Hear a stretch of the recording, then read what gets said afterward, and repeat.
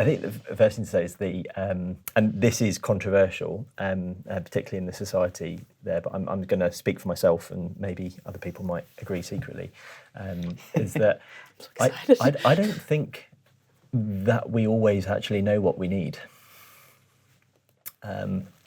It's kind of in society, kind of like, yeah, we are the master of our own destiny, and we can do everything that we want. We can be everything we want, and we can meet all our own needs, or at least some other thing will meet our needs that we can achieve. But I look at little kids, and sometimes when they're just having a complete and utter meltdown, for example, just seen it in my godchildren, they're having a complete meltdown. Actually, sometimes they're just really upset, and they just don't actually know what they need, and they need someone else to come in and actually show them, okay, you've got needs, and actually I'm going to try and help address those for you. Let's work together to do that. But if you don't have that significant other, then actually life can just become frantically worrisome, anxiety-provoking, and depressing in a way, because it's like, actually, I like to think I know what I want, but I'm not actually sure all the time what my needs are and what my wants are. And I'm really sympathetic to that. But the great news, again, of Christianity and of God is that actually he comes in and says that you might not know what you want or what you need even, but actually I do.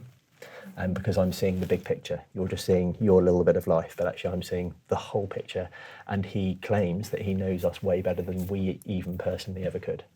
And so I think actually having that, if God is true, then actually having that as part of our lives to really give us that purpose and those needs, and to give us that direction is massively helpful.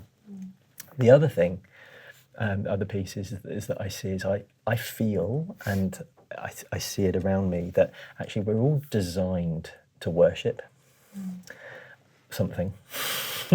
And if we don't worship God, then we will worship whatever it may be, and that may be a career, it may be another person, it may be an animal, it may be a hobby, it may be food.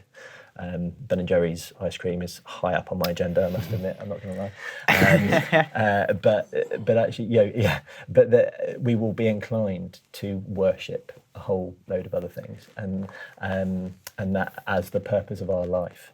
I don't have like hard evidence for that, but I just see it around that people love worshipping stuff that is outside of them. But actually my experience is the vast majority of that won't actually satisfy in the long term. But I believe, and I have experienced, as have millions of other people, that actually God does bring that satisfaction. It's not always easy, and it's not always satisfying every want that we may have, but actually to worship someone who is bigger than us and has our purpose and our destiny in his mind is just hugely rewarding. Mm-hmm. That's something that I very much agree with, but have found it very hard to get to the point where I agree with.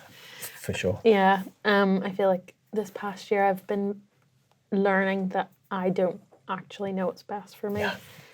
9 times out of 10, and that's why I make stupid decision after stupid decision, and then I'm like, what? Yeah. But that's tough, isn't it? And I'm hence why I say again, I am very sympathetic to people in that position. I'm not saying, oh, you don't know what you're doing, or whatever. It's not that. It's to say, but actually, for me, it was actually quite freeing in a way when I got there to kind of, I don't know about you, but to kind of say, actually, I don't always know what I want or what I need. And it frees you up whenever you're making bigger decisions to be like, God, I don't actually know what I need. I'm just going to trust you with it. And if it doesn't go the way that I want, then I know that I need something else, and you know it better than I do. Which, it's just very comforting. And yet it's still messy, because it doesn't mean that I don't make mistakes. It doesn't mean that I've kind of think, oh, now I'm a Christian, I know every single bit of the direction, because I don't hear well, I don't listen well, and I've still got my own, some ideas that I think are better. But it's just about being honest. And I think, gradually, as you journey with God and have a relationship with him, just let him into more and more of your life. Yeah, and it doesn't mean that it won't also be painful to give up things that you thought you needed and wanted. For sure. But to know that that's not actually what you need and want. It's pretty cool.